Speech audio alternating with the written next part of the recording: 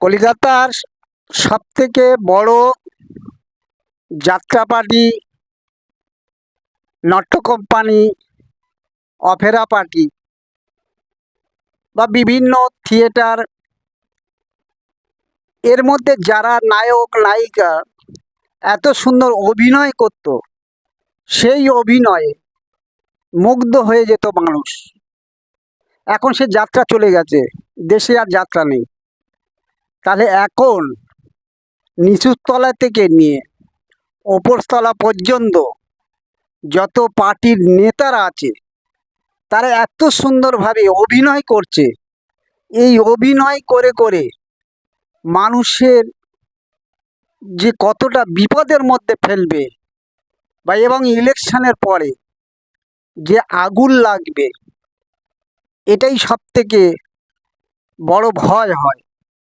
আপনারা একটু সাবধানে থাকবেন।